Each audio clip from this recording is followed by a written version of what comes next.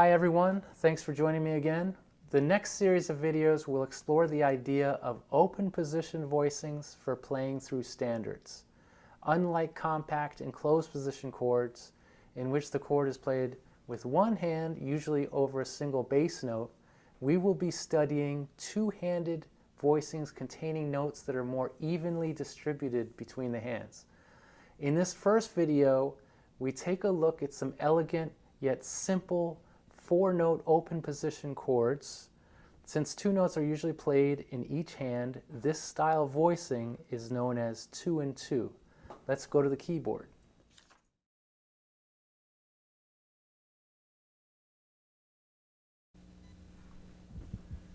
Here's a basic technique to create full-sounding four-note voicings with the melody. Step 1, play the melody in the right hand about 1.5 to 2.5 octaves above the root in the left hand. Step 2, fill in two nearby guide tones, the thirds and the sevenths, with your two thumbs. Keep the guide tones around middle C.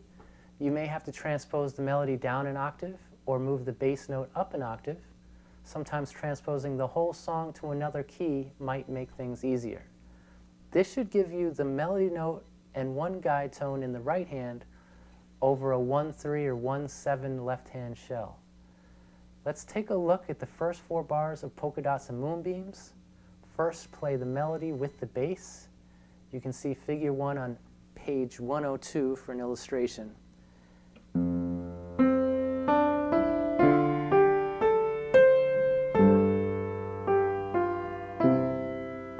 Okay, I'm not really worrying about fingering right now.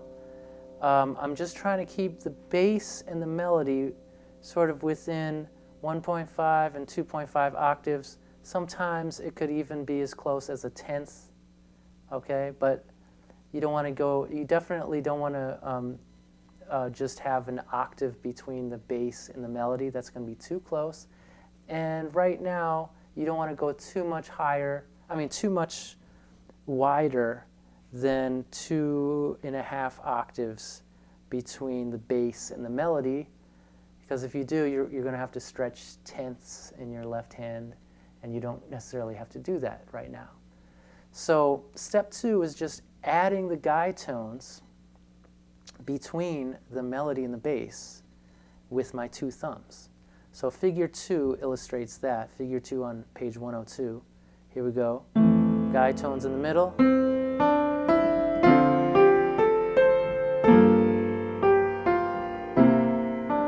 Okay, you may notice that it might be a little tricky to play this. You don't have to connect everything, okay? All you have to do is play the first 3 beats and then lift your whole hand. You can use the right pedal to help you connect. Lift your whole hand like that. And then lift your whole hand again. Okay, now if you notice there in measure 2, beat 3, I'm just playing a 3-note voicing, because there's a couple more things to keep in mind. If the melody is low, meaning it's around middle C, and it happens to be a guide tone, right? In this case, that E is the third of C7, so it's kind of a low guide tone. Feel free to play it alone in the right hand and play a left hand shell underneath, creating a 3-note voicing.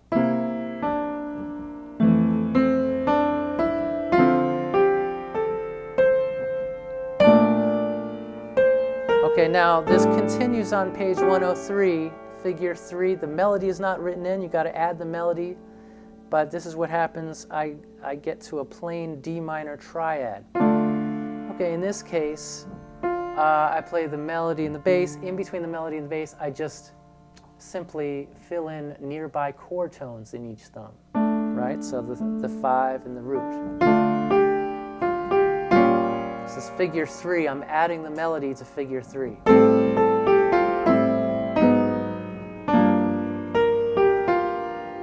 Again, a low guide tone in the melody, so I just need a 3-note voicing. And then I can hold this C on top and play the turnaround.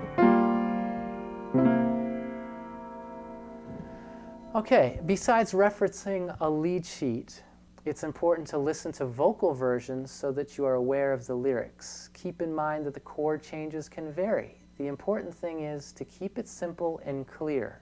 Play chords that support the melody.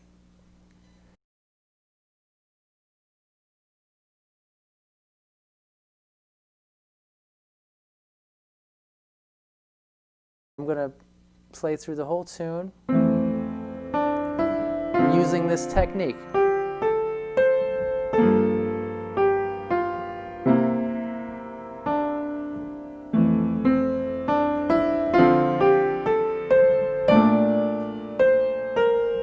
Right there, this is a possible chord change. You know, there's other chords right there that many people play, but this is what we're doing right now. A lot of options there, but I like to go to that B flat minor 6.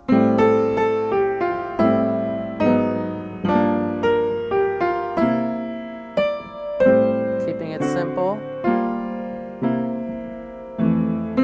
Second A. 3 notes, because I got that low guy tone in the melody. I might play A minor 7 here.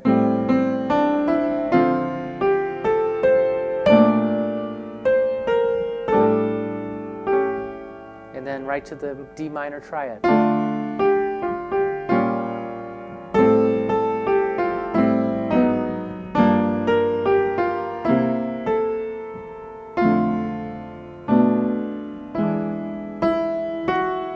Okay, now this is the bridge. It's not written in the book, but same thing happens here.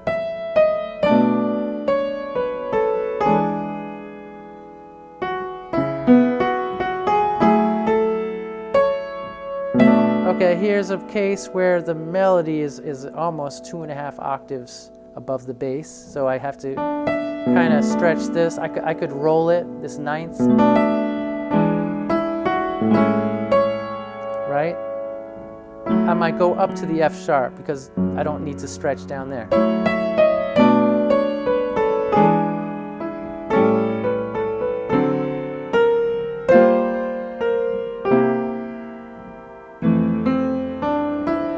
Lift the whole hand. Lift the whole hand. Lift.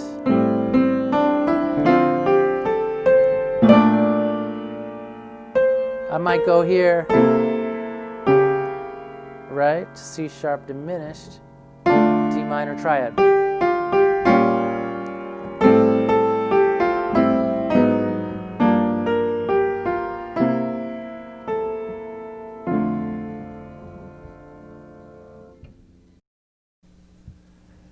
As an alternative to the left-hand 1-3 shell, 5-3 can be used. This is sometimes effective when 1-3 is too low or too plain. For example, C6 played with a 1-3 shell is a little bit vanilla, a little bit plain. So if you replace the 1-3 with a 5-3, all of a sudden it opens up. It becomes much more rich. Be careful not to overuse this voicing since it sometimes obscures the root of the chord. If putting the 5th in the bass, make sure to make it a flat 5 for altered dominant, minor 7 flat 5, or diminished 7.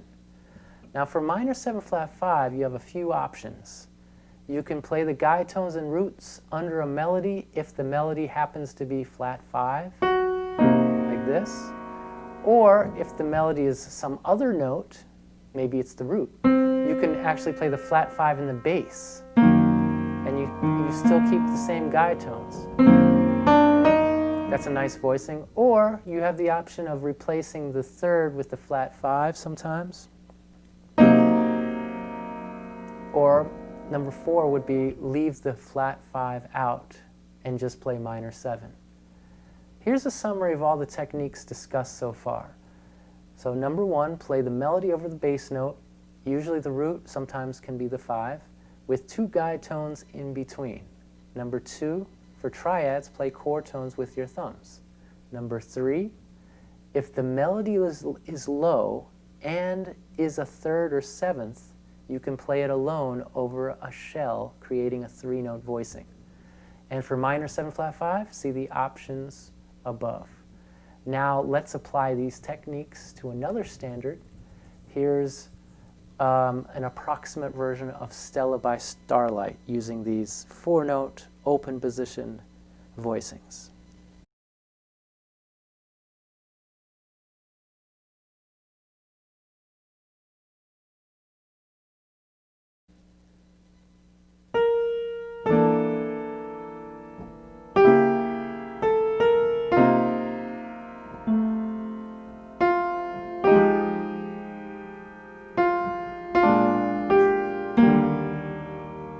Five in the bass, 5 in the bass here, flat 5 in the bass. Here's a triad. Again, 5 in the bass. A little reharm. Flat 5 in the bass.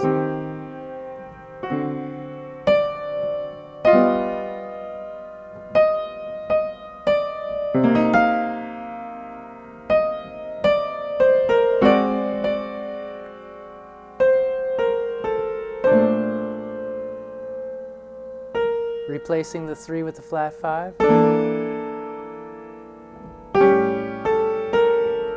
Flat 5 in the bass.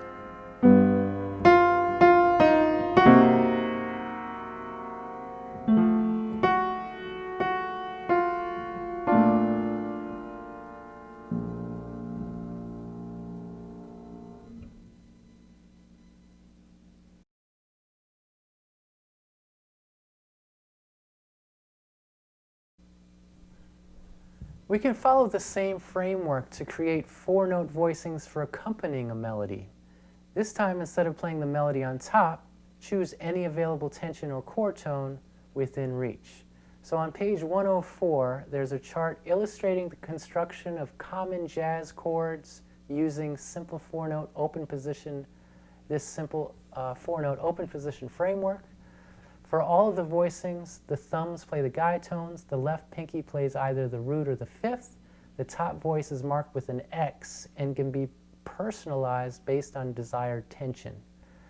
Keep these chords simple, compact, and in a good range. Here are some tips.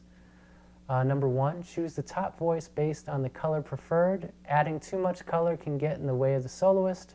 Have a purpose when adding tension.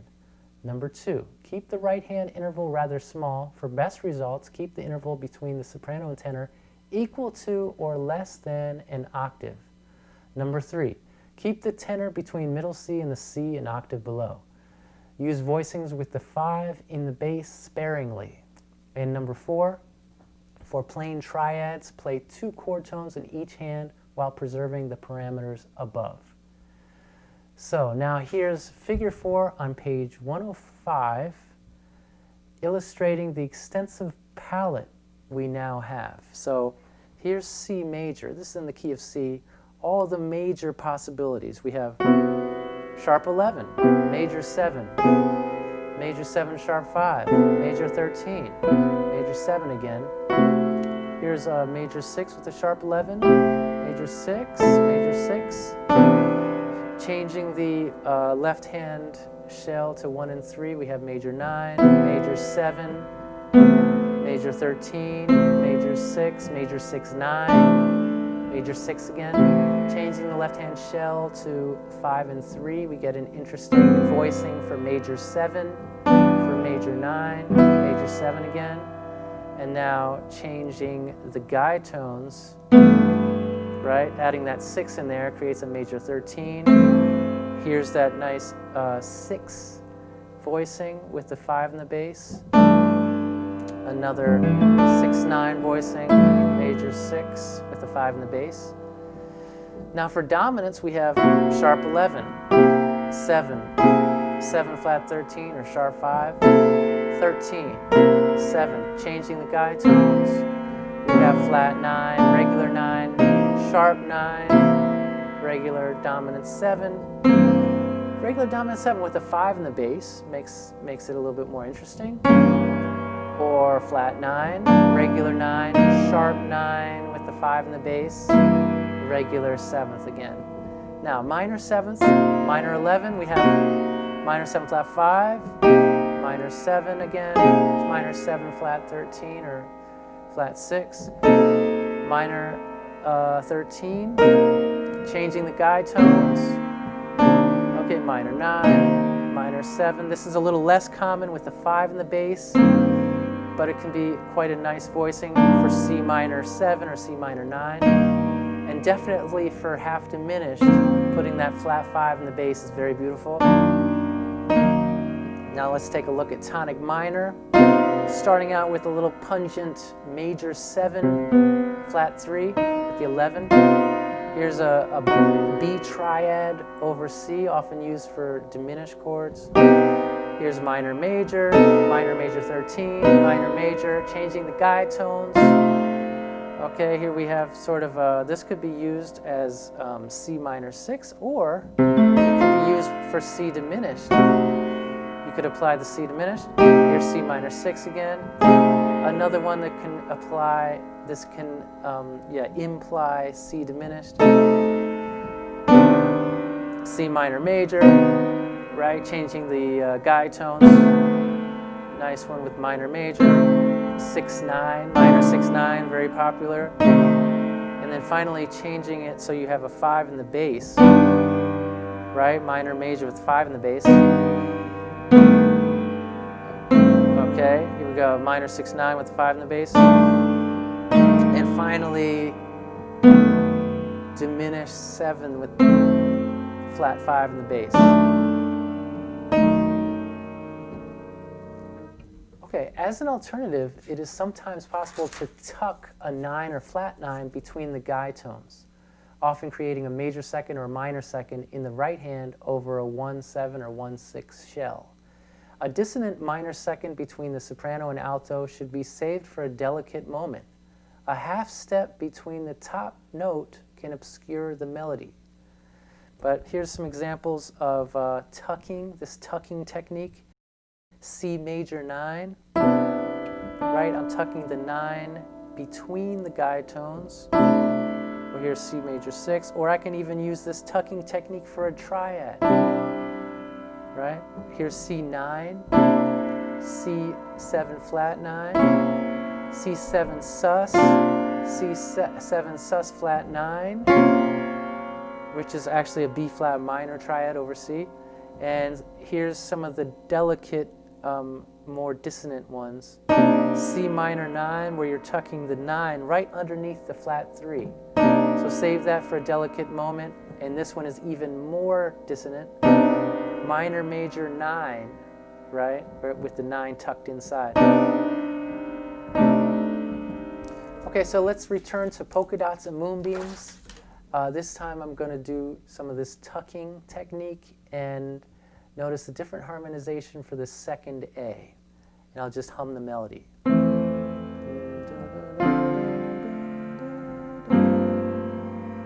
Tucking. 5 in the bass. Another tucking.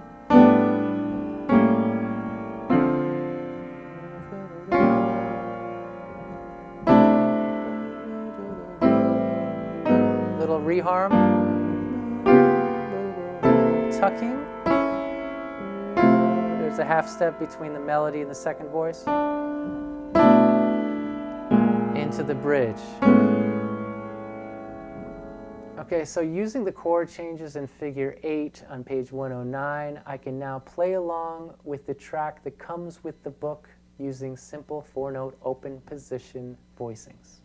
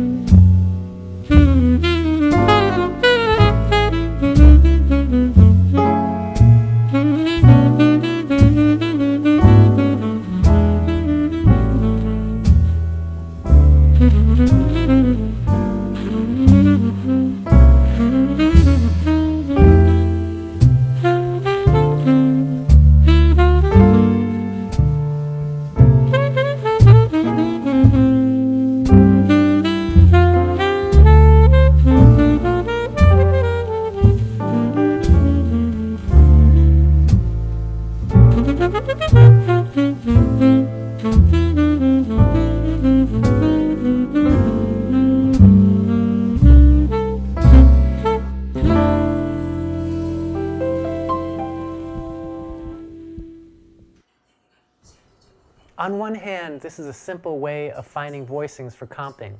However, because this method is so economical and strict, only 4-note chords are allowed, it forces you to concentrate on every voice. You're not able to simply plunk down a big chord, you have to hear the movement.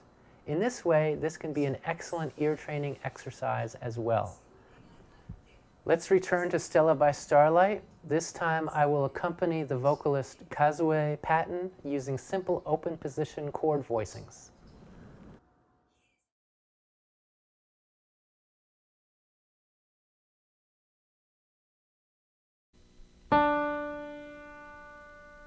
The song a robin sings through years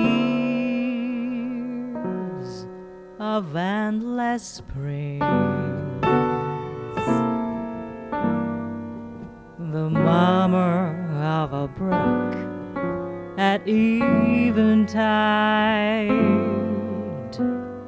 that ripples by a nook where two lovers hide, a great symphonic theme that Stella by Starlight, and not a dream. She's all of these and more. She's everything that you'd adore.